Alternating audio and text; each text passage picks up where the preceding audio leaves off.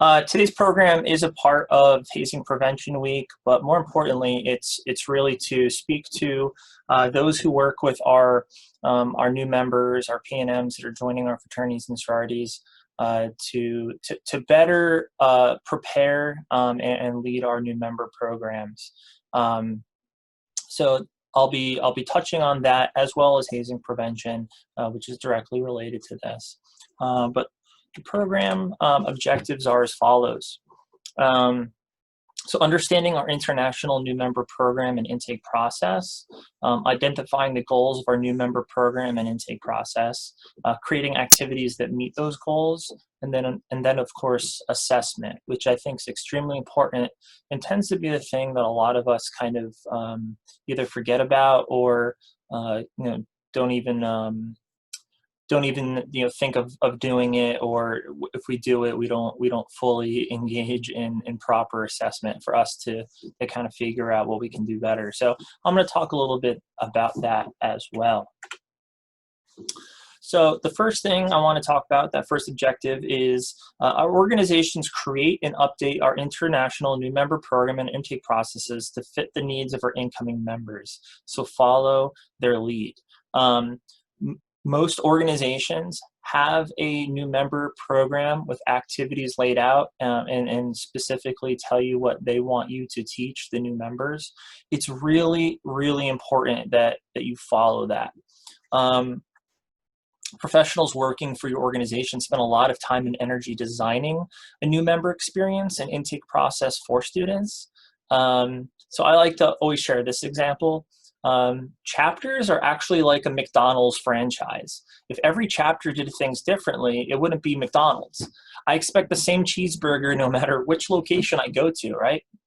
That is a lot like our organizations. What binds us as members is we participate in the same programs, the same rituals, and activities as everyone across the country in all of our chapters.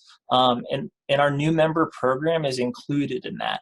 Yes, there are some things that we might add at a local level in addition to our new member program, but specifically, it's outlined for us in terms of what we're supposed to be teaching our new members.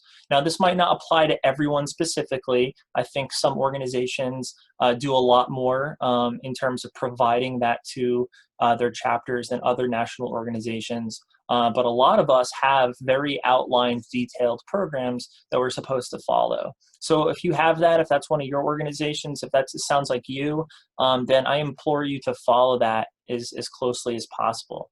I think it's to our benefit, right? So they kind of hand us the blueprint. If you want to do things differently, if you want to skip over stuff, then you're doing your new members and intake participants a disservice, right? So that's something to think about too. This does not necessarily mean you cannot specialize in activities if your organization allows it, all right? But again, you need to start with whatever your national organization's program is and go from there, all right? And if you have questions about that, reach out to your volunteers, your state or regional folks, your headquarters, to kind of talk to them about it. They're there to help you with it.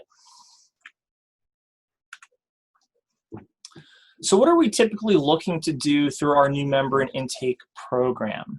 So I'm actually going to ask this to all of you. So if you're on the Zoom right now, what are we typically looking to do through our new member and intake programs?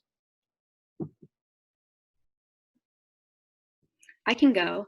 One of the most obvious answers I would say for my organization is just simply to educate them not only about our chapter and what we're about, but us nationally, where we're founded, our values, things like that.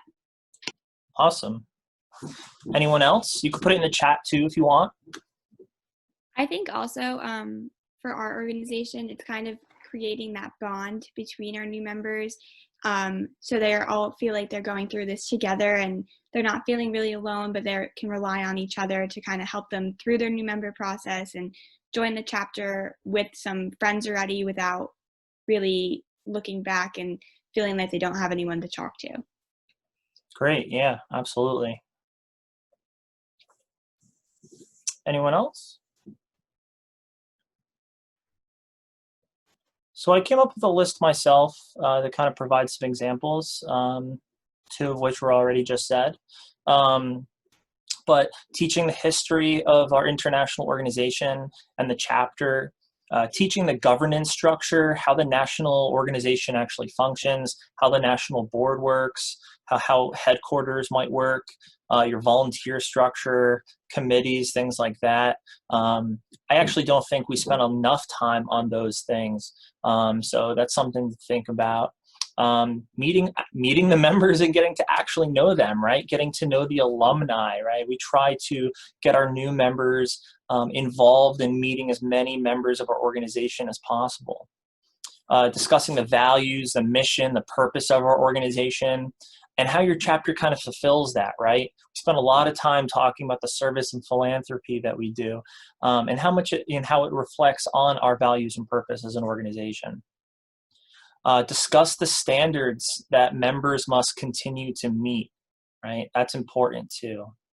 Engaging them in activities of the chapter, perhaps those service and philanthropic activities, right, to get them fully engaged is important. Building brotherhood and sisterhood, right? Building that camaraderie within that new member class or line, and then with the greater organization itself.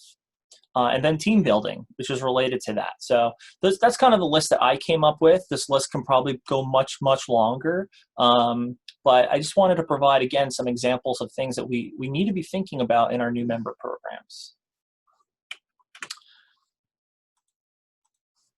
So that being said, what do activities actually look like that would meet these goals, right? So again, you're probably provided at least some sort of outline as to what your new member program or intake process is supposed to look like. Some organizations are much stricter than others. If you're a member of an MPHC or a UCGC organization, you probably have a very strict intake process that needs to be followed to a T, right? For some of our Panhellenic and IFC groups, there's probably less structure, but there is structure. Right? So again, it's following that national program, and then wherever it allows you to kind of put in your local spin or twist on things, extra additional activities that can fulfill the mission of your program. So what do some of those activities look like? So I provided here a couple examples to get us started in thinking about kind of what I'm talking about here, right? So I provided 2 examples of objectives that we might have for a new member program, and then some programs and activities related to those objectives, okay? So the first one I provided here is to instill an understanding of and appreciation for the principles upon which the fraternity or sorority was founded, right? Really basic. So what can we do as an organization to fulfill that objective in our new member program? How about we have new members discuss how to employ the organization's creed or founding principles in their everyday lives, right? Simple. But again, it provides new members some critical thinking activity, some way to reflect on themselves and their behavior and who they are as a person and how it reflects on the organization, right? So this could be a really great values-based conversation for obviously values-based organizations to have. So I think as much values-based conversation you can have in your new member program is actually going to set them up for greater success moving forward in their involvement in your fraternity or sorority, and understanding that it is a values-based organization. So it really needs to start from the beginning of your new member process. The second example I provided was to provide an understanding of the local and national history, traditions, programs, organization, and governance structure. Again, pretty basic, but some really important pieces to understanding how our organizations operate. So examples that I provided for that: distribute materials on history, traditions, etc. to the new members with weekly assignments, right? Maybe they need to read something.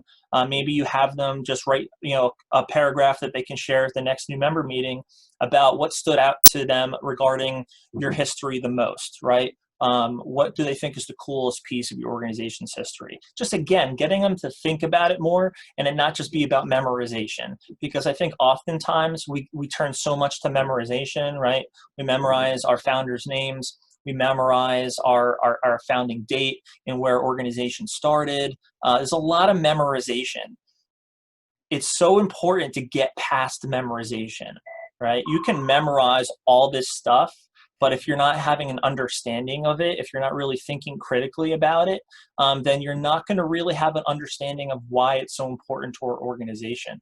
Too often I meet folks who have memorized everything about the organization, but if I have, try to have a deep conversation with them, they just kind of, deer in headlights. They don't know what to say. And I think that's really unfortunate because, again, we're values-based organizations, and we can't talk enough about our values and reflect on them. So that's something that we all need to work on. So if there's one thing I leave you with today to think about, it's certainly that. Moving away from memorization and more so a full understanding of why we're even trying to remember and memorize this stuff in the first place. So examples, again, give weekly quizzes on the material. I think a lot of us already do that, but obviously an easy way to see if they actually know about the history, the traditions, and programs we're talking about.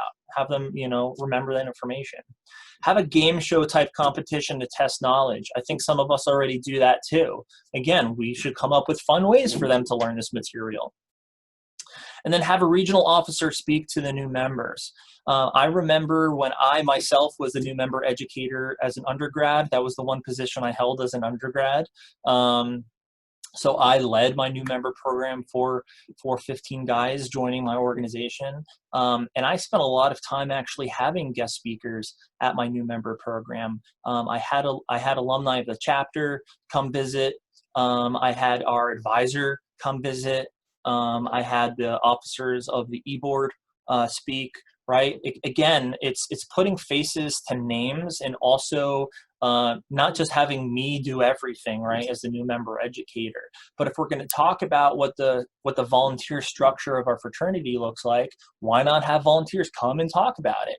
And the fact that we're on Zoom this semester is a great opportunity to do that, because we don't even need to ask these folks to physically be here, right? We can set it up so if our next new member meeting is next Tuesday, and we're going to be talking about the structure of our chapter and how the e-board works, why not have our e-board members join the new member program and talk about what their roles are on the e-board, right? So again, let's think outside the box with how we're fulfilling these these objectives that we have for our new member program, in ways that are really looking at what the impact is going to be. Are they actually going to remember this information?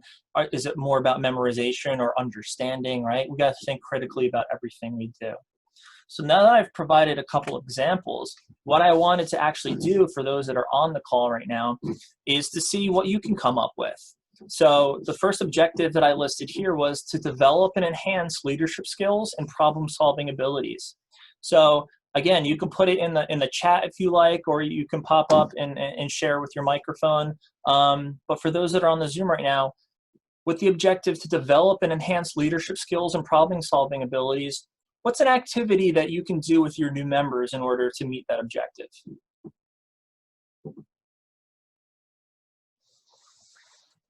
I'll give you a moment to think about it.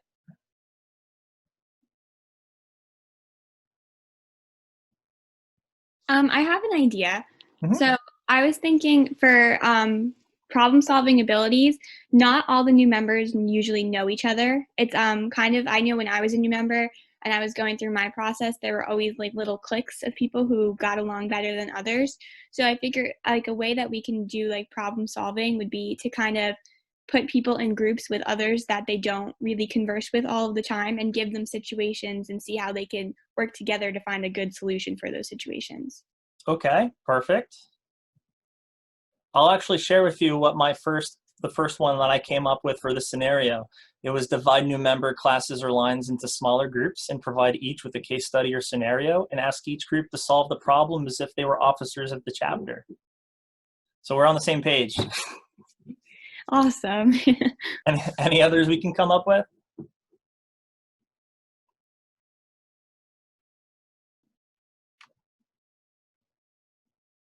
So the second example that I came up with two for this one, is actually to have the new members participate in a goal setting exercise, right? So The first one was kind of coming up with scenarios and having them kind of work through that as small groups. But what about having them just goal set exercise? We're teaching them what the values of our organization are, the objectives of our organization.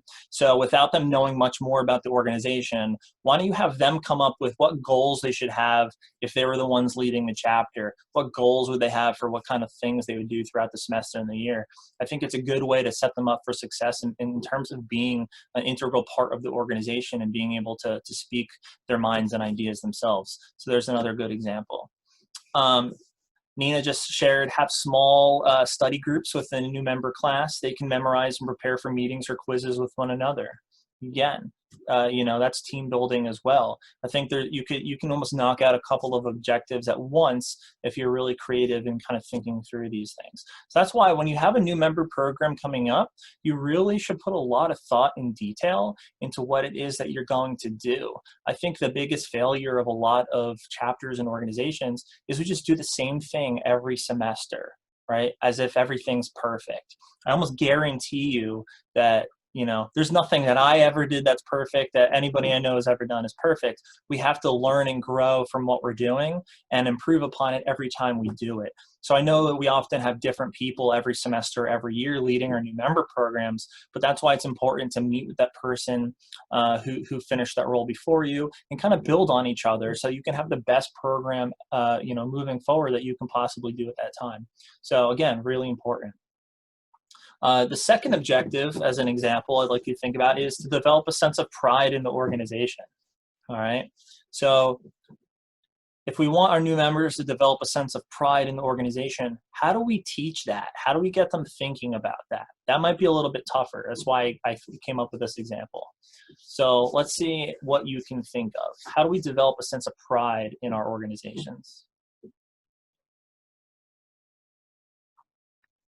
I feel like philanthropy is definitely a way to kind of go about that. I know I'm a part of Tri Delta, and our philanthropy is St. Jude.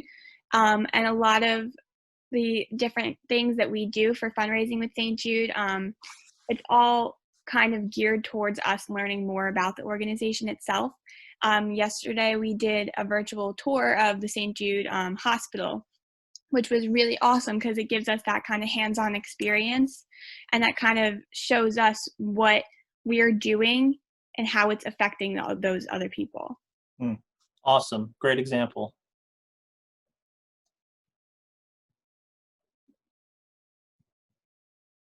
Anyone else? I think certainly for the Panhellenic sororities, where philanthropy plays such a huge role in who you are as chapters, as organizations, I think that's definitely a great example of where we put our focus in terms of building pride in organizations. Because if I were to think of Tri Delta, I would immediately think of the pride in supporting St. Jude Children's Research Hospital. So perfect example. It might actually be harder for some other organizations to think about this. The example that I came up with is have the new member class or new member line design their own t-shirt for the chapter that members can then all purchase and wear, right? Something simple, but it gets them to instill pride in representing their organization. They're designing a shirt, for the chapter. It's funny for me to say because I'm always the anti-shirt person. I think we put too much effort into thinking about what our shirt designs will look like. But I think this is actually a perfect example of where we can dig a little bit deeper and use that to our advantage because we all like shirts, and our new members are really excited to wear our fraternity shirt, and whatever gear they can get. So why not use that and have them design their own thing that not just they will wear, but the rest of the chapter can wear as well. So again, another example I think would be really great, particularly for some of our fraternities.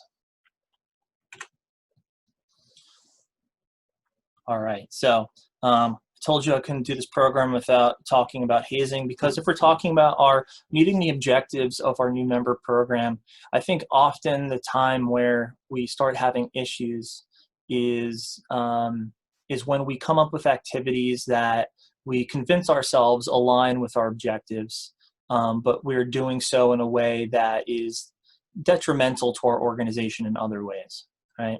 So we can talk about impact versus intent, right? I think a lot of the time people think their intent is in the right place, but the impact has negative ramifications. And I'm not just talking about getting in trouble, but I'm talking about, creating, putting people in situations where they can be hurt, not just physically, but emotionally or psychologically. So again, it's important to think about. So here are some questions to ask yourself when you're building your new member program, when you're thinking about your objectives and the activities that you want to do in order to meet those objectives. Could this activity be dangerous or harmful in any way? Would it cause embarrassment or ridicule? Does this activity serve its intended purpose? Or does that purpose align with our values? Or are we doing it to display hierarchy? And I use that last question specifically, right, about creating that power differential between active initiated members versus those that are going through the new member program. Are we using our new member program to truly educate and introduce our new members to our organization, or are we using it as a weeding out process, right? It should not be the latter. Would we be fine doing the activity in front of our fraternity and sorority advisor, right? So anything that you do as an organization, period, but particularly for your new member program we're talking about now, would you be comfortable doing it in front of me, right? Would you be comfortable doing it in front of other chapters, in front of your family members? Would you do this in front of your grandmother? Would you do it in front of the police? So if you're finding yourself thinking about that and saying probably not, then you probably should rethink that activity, all right? Again, simple questions to ask yourselves so that you're getting yourselves on the right track. Activities that emphasize a power imbalance between new members or intake participants and initiated members of the chapter can be considered hazing. Are we putting folks in a position where we are not forcing them to do something, but they feel the need to do it anyway? I think often when we talk about hazing and unhealthy behaviors and new member practices, often it's not so much about forcing people to do things. It's more often about putting our new members in a social situation where they feel an obligation to participate in a certain activity or do something. There's no force involved. They might not even be asked to do something, but because they're in that space, they're in that situation, they almost feel like, well, I need to do this to fit in. I need to do this to be respected. I'm being put in this situation. I might feel like at the time I want to do this, right? But it's not healthy, right? The example that I use here in terms of this social pressure is that this often happens with alcohol being involved. You don't have to make a new member drink for it to be hazing. If you created an environment for them to consume, then that's a problem in itself.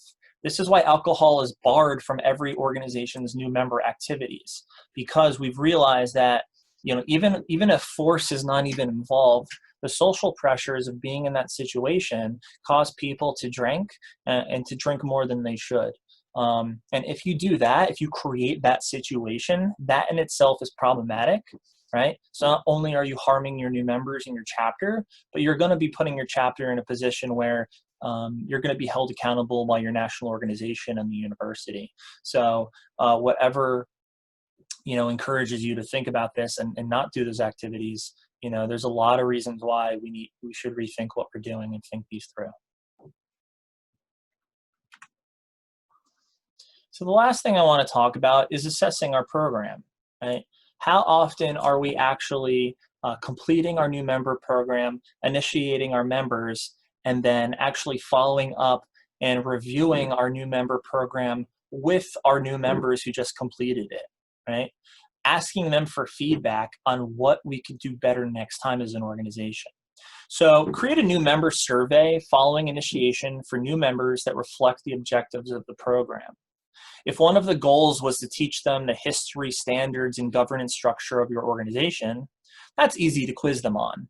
Chances are if your new members are failing these quizzes, then we're not doing enough on our ends to teach them that material, right? So that might be an opportunity for us to rethink how we're teaching them this material, right? It's time to think of new ideas.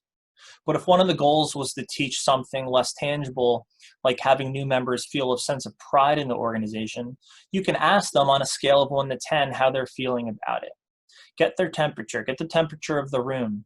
Ask them if they wish you spent more time on a certain activity or topic, or what they don't feel confident with still, right?